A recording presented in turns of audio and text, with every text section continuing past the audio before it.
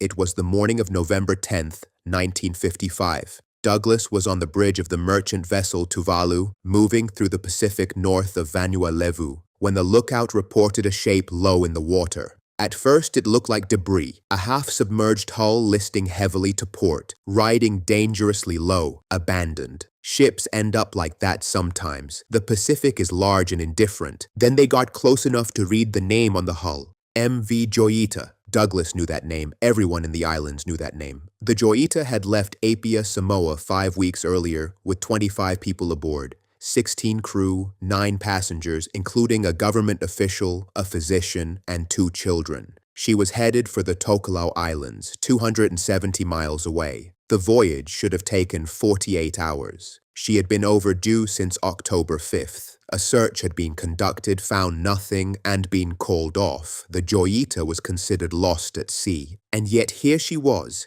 600 miles west of her planned route, partially submerged, but floating. Douglas brought the Tuvalu alongside and boarded her. The deck was empty, completely empty. No crew, no passengers, no bodies. The 3 Carly life rafts were gone. The dinghy was gone. The logbook was gone. The sextant and chronometer were gone. 4 tons of cargo were gone. In the wheelhouse, the radio was set to 2182 kilohertz, the International Maritime Distress Frequency. Nobody had received a signal from it. When Douglas looked closer, he found the antenna cable had been severed. The radio had been broadcasting into nothing. On the deck, mattresses had been laid over the starboard engine for reasons nobody has ever adequately explained. The port engine clutch had been partially disassembled. In the doctor's bag, a stethoscope, a scalpel, and blood-stained bandages. The electric clocks on board had all stopped at 10:25. Douglas stood on the deck of the Joyita and looked around at a ship that was clearly still here, and 25 people who clearly were not. I have read the full report of the formal inquiry that followed. February 1956, Fiji, 6 days of testimony and evidence. The inquiry's official conclusion was that events aboard the Joyita were, in their exact words, inexplicable on the evidence submitted. That is maritime bureaucracy's careful way of saying, we don't know what happened, and we are not confident we ever will. The MV Joyita was 69 feet long, built in 1931 from 2-inch cedar on oak frames. She weighed approximately 70 gross tons, small by any commercial standard. Her 2 gray marine diesel engines produced 225 horsepower combined. She was not a grand vessel. She was a working charter boat. What made her notable, what made her theoretically special, was the material lining her holds, cork, substantial quantities of it. Combined with the buoyancy of the timber hull itself and additional empty fuel drums in the cargo space, naval architects had concluded she was effectively unsinkable. She could take on water, she could lose engine power, she could be abandoned in the middle of the Pacific. She would not go down. Captain Thomas Henry Miller knew this. He had been operating the Joyita in the Pacific for years. His crew knew it. His passengers presumably knew it, or could have been told. A ship that cannot sink is, by definition, safer to remain aboard than to abandon. Nobody remained aboard. The Joyita departed Apia at approximately 5 in the morning on October 3rd, 1955. On deck, Miller, 37 years old, British, with extensive Pacific sailing experience. First Mate Charles R. Simpson, 28, American, 14 additional crew members, 9 passengers including a physician, a Tokelauan government official named Featherstone, and 2 children traveling with their families. The weather was adequate, the route was routine. Miller had sailed it before. The Joyita was overdue at Tokelau on October 5th. Initial inquiries were made. By October 7th, a formal search had been launched. Aircraft and vessels covering the likely route between Apia and the Tokelau Islands. Nothing was found. The search was called off. The Joyita was listed as missing, presumed sunk. She had not sunk. She had drifted northwest for 5 weeks, 600 miles off course until Gerald Douglas found her. Here's where you need to stop and think about the physics.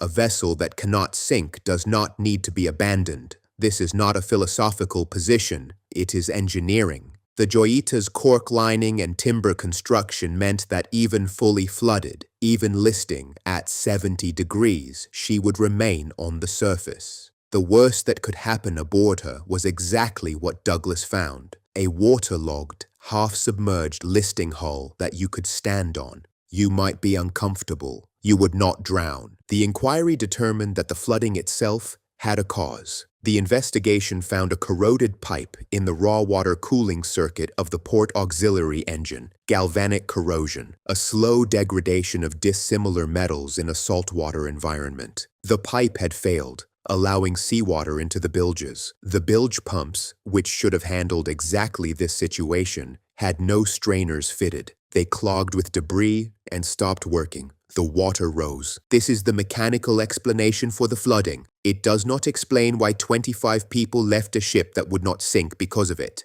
Someone aboard decided the Joyita was going to sink. That person was wrong, but that person, or several people, apparently convinced everyone else. And at some point in the hours or days after October 3rd, all 25 people transferred to the life rafts and the dinghy and left. The clocks had stopped at 10:25. Nobody knows whether that was 10:25 in the morning of October 3rd or 10:25 at night. Nobody knows whether the clocks stopped due to flooding or electrical failure or something else entirely. The blood-stained bandages are the detail that resists every simple explanation. Someone was injured badly enough that a physician applied bandages and drew blood. The injury happened before the abandonment, before the bandages were left behind. What happened to the person who was injured? They were not on the ship when Douglas arrived. They were not found. Two main theories have survived the decades of analysis since the inquiry. The first is the incapacitation of Captain Miller. Miller, on this theory, sustained a serious injury early in the voyage, possibly from an accident, possibly from an assault. With the captain incapacitated and first mate Simpson in command, crew discipline deteriorated. The flooding, discovered sometime during the first night, was misread as catastrophic. The decision was made to abandon. All 25 people left. The Joyita drifted northwest alone. The second theory is more specific and more disturbing. It centers on Simpson himself. On this theory, Simpson was in conflict with Miller over the voyage from the beginning. When the engine trouble began and the flooding was discovered, Simpson used the crisis to demand they turn back. Miller refused or was unable to respond. A confrontation followed. Miller was injured, hence the blood-stained bandages, the doctor's bag left open. Simpson, now in effective control, declared the ship sinking and ordered abandonment. He took the navigational equipment, the life rafts, the dinghy. The group attempted to reach land and were swept off course by weather. Nobody survived. Neither theory has been proven. Neither has been disproven. The inquiry considered both and concluded with the word inexplicable. Other theories have accumulated over the decades.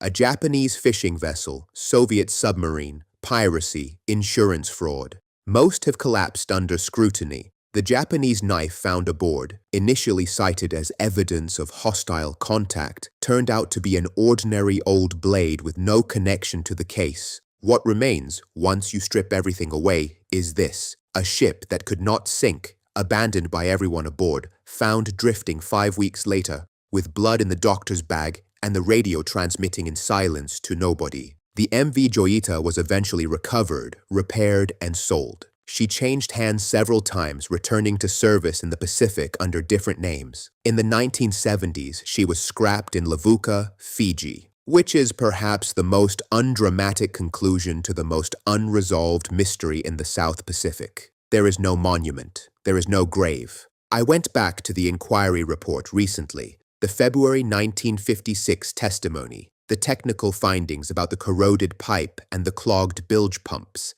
It is meticulous and careful and ultimately useless. The investigators assembled every physical fact available to them and arrived at the same place Gerald Douglas arrived when he stepped onto that listing deck. An empty ship that should have kept everyone on it alive, and 25 people who chose to leave anyway. The clock said 10:25. Nobody knows which 10:25. Some questions survive every answer you give them.